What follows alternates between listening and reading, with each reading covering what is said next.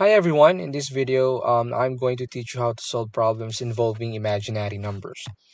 Let's begin with the by showing you the family tree of all the numbers.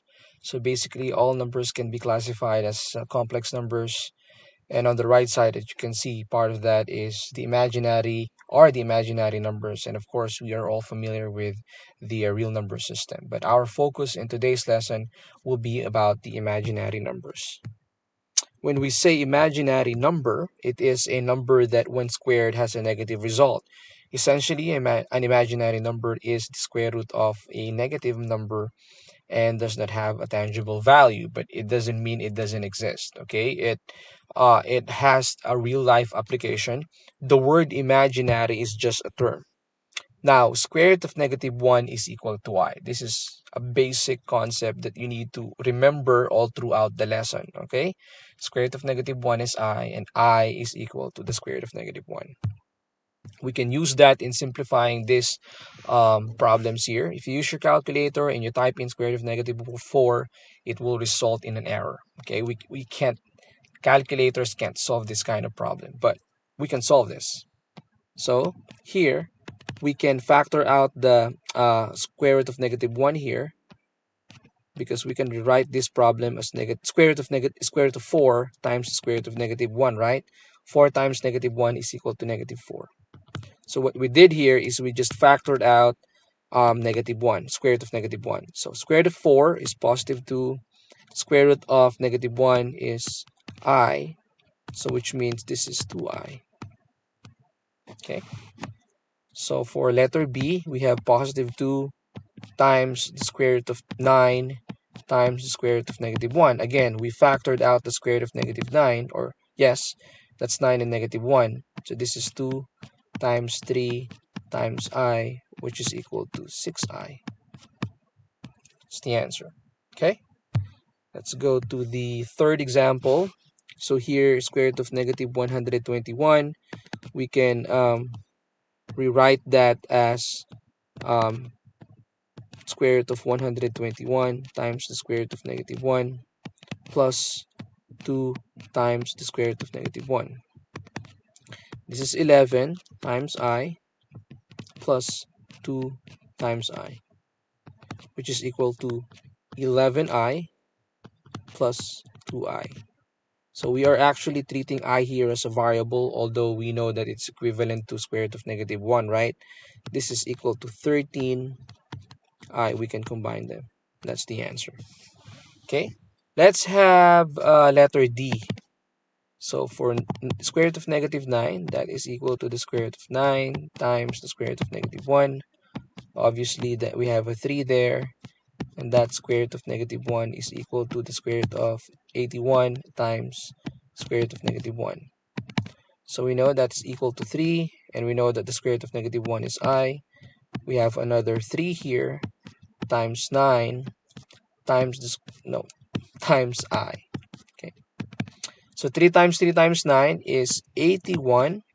I times I is equal to I squared. Now we can still simplify this. Okay, just remember that since I is equal to the square root of -1, when we square that, okay, when we square that, we can, get rid of that radical sign, which means that I squared is equal to -1. So that's another thing you need to remember, which means this is 81 times -1, and that is equal to -81. Okay. Next, let's have another example. I think this is the last one for the first part of this lesson. Square root of -100. We can rewrite that as square root of 100 times the square root of -1 over -2 times the square root of 4 times the square root of -1. Okay, so these are identical, so we can cross them out. This is 10 over -2 times 2. Square root of 4 is 2. So which is equal to 10 over -4, and we can simplify that. That is equivalent to 5 over 2. And that's our answer. Okay, so let's begin the second part of our lesson with this interesting property of imaginary number. So if n, we're talking about the exponent of n here, is divisible by 4, then I raised to n is equal to 1. So let me give you an example. I raised to 4 is equal to 1. Obviously, 4 is divisible by 4. I raised to 20 is equal to just 1 because I raised to 20, or 20 is divisible by 4. Okay, another example is I raised to 64. We all know that 64 is divisible by 4, so we can simplify that as 1 only. Now, what if the denominator, or sorry, the exponent rather, is not divisible by 4? So there are three possibilities. So if n, or if we divided n by 4 and the remainder is 1, then I raised to n is equal to I. Okay. Let me give you an example. I raised to 5. Okay. If we divide I raised to 5 by 4, the remainder will be 1, right? So actually, we can express that as I raised to 4 times I. This is 1, and obviously that is I. And 1 times I is equal to I. Okay? The remainder is this, 1. Okay, let me give you another example. 49. I raised to 49. So you just need to think about the closest number that is divisible by 4 under 49. So I'm talking about 48 times I. That is equal to I raised to 49. That's equal to I. Okay, so remember that. Now, if another thing that you need to remember is that if n is divided by 4 and the remainder is 2, then I raised to n is equal to -1. So let's say I have here I raised to 18. Again, think about the nearest number under 18 that is divisible by 4. And we're talking about 16. So we can express that as I raised to 16 times I squared. And I squared, as we all know earlier, right? It's -1. This is 1. So 1 times -1 is equal to -1. Okay? Don't worry, I still have a lot of examples here for you later on. Let's move on to the fourth property. So if we divide the exponent by 4 and the remainder is 3, then I raised to n is equal to -I. Let's have an example. So let's say I raised to 43. Obviously, find the nearest number under 43 that is divisible by 4. That's 40. So we can express that as I raised to 40 times I raised to 3. And I raised to 3 is equal to -I. Okay? So now let's move on and let's go to these four basic problems. Okay, so I raised to 40. 40 is divisible by 4. That is equal to 1. I raised to 27. Think about the nearest number under 27 that is divisible by 4. We're talking about 24 times I raised to 3. So meaning the remainder is 3 here, which means it's -I. Okay? Because this is 1. I raised to 24 is 1. Next, we have I raised to 81. Again, think about the nearest number under 81 that is divisible by 4. And obviously, we're thinking about 80, right? So this is I raised to 80 times I. So that means that the remainder is 1 here, which means the result is I. Because I raised to 80 is 1. I raised to 14. So the nearest number under 14 that is divisible by 4, we're talking about 12. So this is I square, which means that the remainder is 2 here. So that means this is equal to -1. Okay? So those are the four possibilities and four possible answers that you might encounter if you raise I into a certain number. Okay? Let's have these examples here, 5 and 6. Okay? Let's do the multiplication first in number 5. So when we solve this, we just need to multiply first the numerical coefficients. So -3 times 9 is -27. And with regards to the exponent, we will add them. 11 plus 26 is equal to 37. So of course, we need to simplify I raised to 37. Again, find the nearest number that is divisible by 4 under 37. That means 36, right?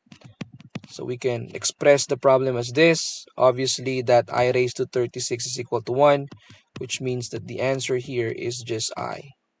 And that's our answer. Okay?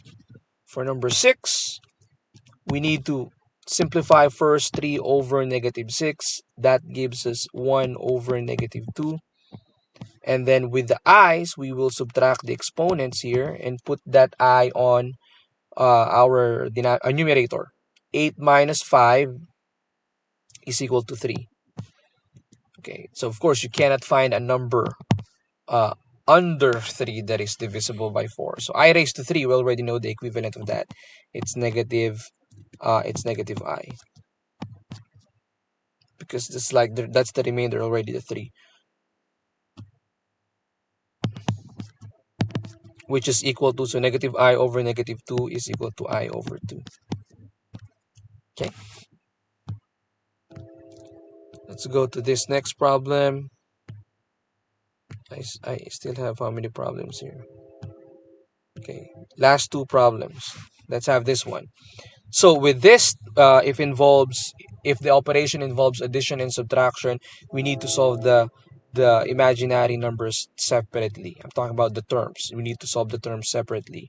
So 4. Now think about 4. The 12, that's divisible by 4. So obviously that's times 1. Minus 5 times the nearest number under 10 that is divisible by 4.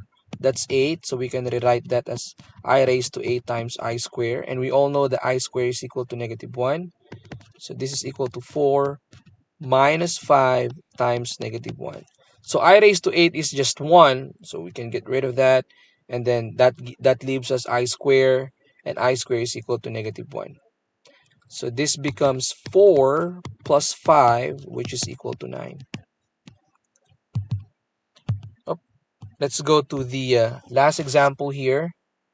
Again, we need to solve them separately. This is 2 times I. Think about the nearest number under 14 that is divisible by 4. I'm thinking about 12 times I square. So plus 8 times I. Again, think about the a number that is divisible by 4 under 40, and we're thinking about 43. So that's 40 times I raised to 3. So since that's divisible by 4, we can cross that out because it's just equivalent to 1. So 2 times negative 1. I square is negative 1. Remainder is 2. Plus 8 I raised to 3. Obviously, that's negative I. This is equal to negative 2. Negative 2 minus 8i. Minus 8i. There. We cannot combine those two, so that's the answer.